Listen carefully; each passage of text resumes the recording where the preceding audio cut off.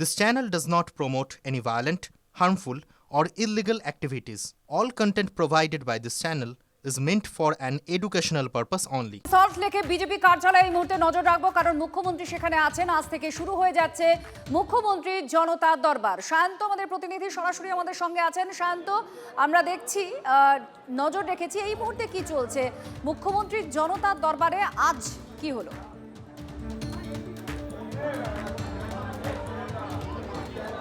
দেখো, সল্টলেকে যে কেন্দ্রীয় কার্যালয় রয়েছে রাজ্য বিজেপির, সেখানে কিন্তু জনতার দরবার শুরু করেছেন মুখ্যমন্ত্রী শুভেন্দু অধিকারী।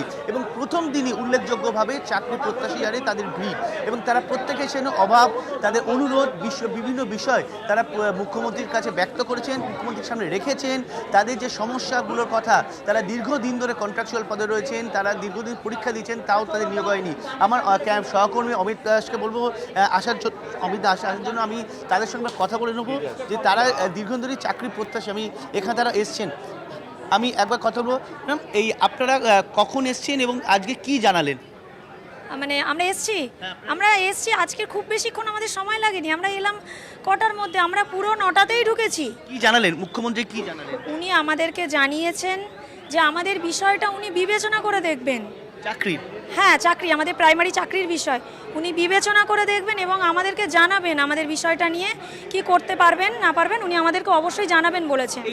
এই ধরনের স্কোপ আগে পাওয়া গিয়েছে, এই ধরনের মুখ্যমন্ত্রীকে সরাসরি জানানোর বিষয়? না, কোনো দিনও পাইনি।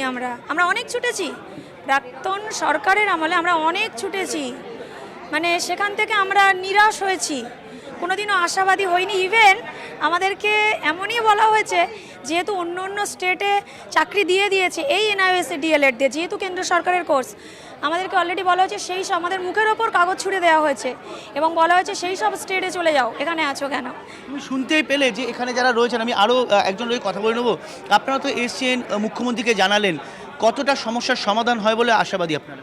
আমরা তো খুবই আশাবাদী, কারণ আমাদের আগের সরকার আমাদের যেভাবে বঞ্চনা করেছেন, আমরা যেভাবে বঞ্চনার শিকার হয়েছি, আন্দোলন করে করে মার খেয়ে অনেক রাস্তায় আমরা পড়েছিলাম, কিন্তু এই সরকার যেভাবে আশ্বাস দিল এবং মুখ্যমন্ত্রী সরাসরি কথা বলে, আমি ভীষণভাবে স্যাটিসফাই। আমার মনে হয় আমরা আমাদের দাবিটা পূরণ উনি করবেন। তুমি শুনতে পেলে, তুমি দেখতে পাচ্ছ যে প্রত্যেকে উপস্থিত রয়েছেন এবং প্রত্যেকে কিন্তু তাদের দাবি দেওয়া জানিয়েছেন। তারা নিজেদের বিগত সরকারের আমলে যেভাবে বঞ্চনা জুটেছে তাদের কপালে, তারা যেটা দাবি করছেন সেই বঞ্চনার প্রতিবাদে তারা কিন্তু এই রাস্তায় বসেছেন। আজ তারা নতুন মুখ্যমন্ত্রীকে পেয়েছেন এবং তারা নিজেদের অনুরোধ জানিয়েছেন, অভাবের অভিযোগের থেকে বেশি অনুরোধ জানিয়েছেন। তুমি দেখতে পাচ্ছ তারা এখনো বসে আছেন এখানে চারপাশে কেন্দ্রীয়। শান্ত আমাদের প্রতিনিধি শোনাচ্ছিলেন যে তারা তাদের আবেদন জানিয়েছেন এবং এই সুযোগ যে তারা আগে পাননি, সরাসরি মুখ্যমন্ত্রীর কাছে তাদের সমস্যা তুলে ধরা, তাদের আবেদন তুলে ধরা, সেটাও তারা উল্লেখ করছেন এবং আশাবাদী চাকরি প্রার্থীরা যে তাদের বিষয়ে দ্রুত পদক্ষেপ করবে সরকার।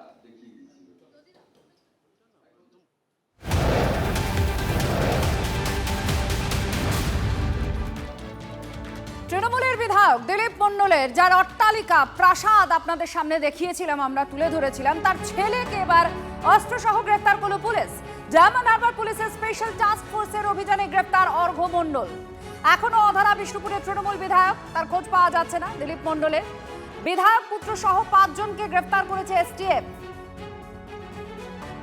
শুভেন্দু হালদার আমাদের প্রতিনিধি আরো জানাচ্ছেন। শুভেন্দু, এই গ্রেফতারি নিয়ে জানতে চাইবো, ঠিক কি হয়েছে? দেখো, তোমাকে জানিয়ে রাখবো যে দিলীপ মণ্ডল বিষ্ণুপুরের তৃণমূল বিধায়ক।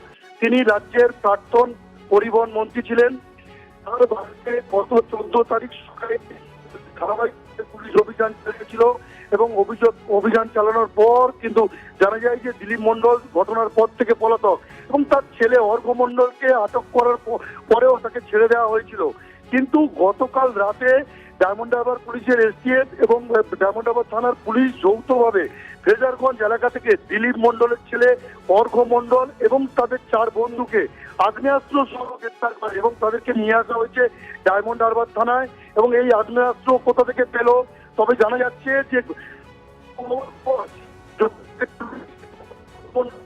এই অর্ঘ্য মণ্ডল ফ্রেজারগঞ্জে বসে বিজেপির নেতা কর্মীদেরকে হুমকি দিচ্ছিল এবং সেই কারণেই পুলিশ তার ফোন ট্র্যাপ করে ফ্রেজারগঞ্জ থেকে গ্রেফতার করে এবং এই অগমনস্য 5 জনকে নিয়ে আসা হয়েছে ডায়মন্ড হারবার থানায়।